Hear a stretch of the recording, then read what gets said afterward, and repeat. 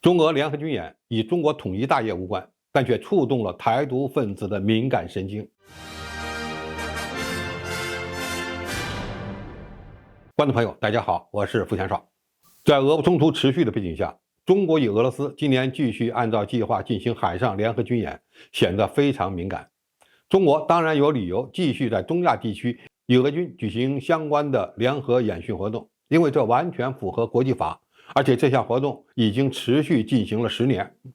中国大陆媒体关注中俄联合海上演习，强调双方有底线但是没有上限的战略互信关系，以及俄军严重老化的舰队与中国故意派出的降档编队之间的差距。对中国大陆而言，只要美国不停止对华战略打压，中俄提升军队之间的战略互信就非常必要。中俄联合演习持续进行，谁难受谁知道。不过今年的中国海上军演最令外界关切的还是演练的地点，一经公布就触动了台湾媒体的神经。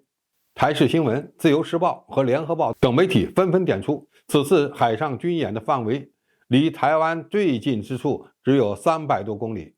是10年来最靠近台湾的一次。而且演习的科目也很有意思，包括联合风控、临检拿捕、联合防空、联合救援、联合反潜等项目。俄罗斯方面称，演习的目标是加强俄罗斯与中国海军的合作，维护亚太地区的和平与稳定。当然，这个理由美日不会信，台湾岛内的媒体更不信。演练联合风控很难不让人产生联想，解放军可能对台湾岛进行的锁台行动。大陆媒体的社评也指出，真正对中俄联合军演感到担忧甚至害怕的就那么几个，基本都是出于做贼心虚的心理。也就是说，这场演习原本非常正常，但是台独分子对号入座了，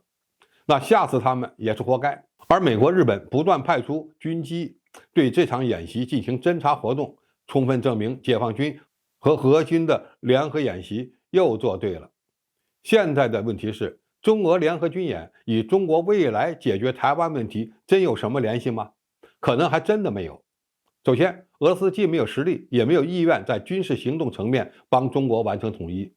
对俄罗斯而言，当前与中国的战略互信水平非常高，但他们在中国统一台湾的问题上，最多就是口头上表态支持中国，也就仅此而已了。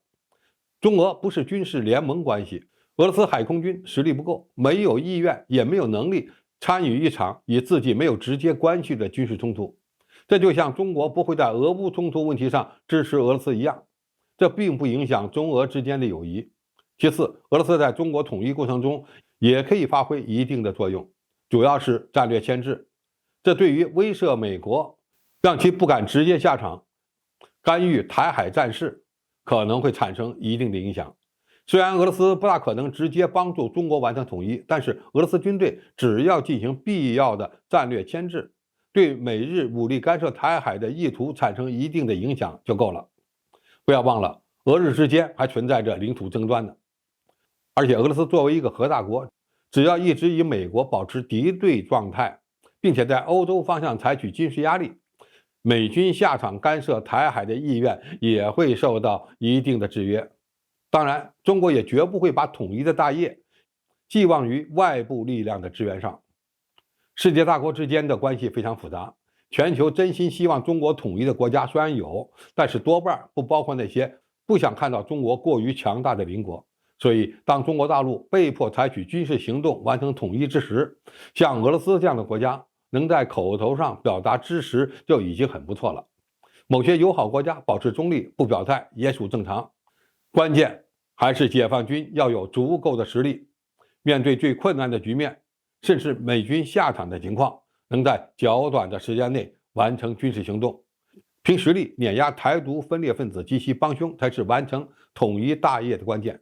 总体而言，这次中俄联合军演虽然震慑了台独，让美日非常敏感，但是与中国统一大业没有直接关系，因为中国完成统一不可能依赖任何外部力量，而且也不需要。好，今天的评述就到这里，谢谢大家收看，我们下期再见。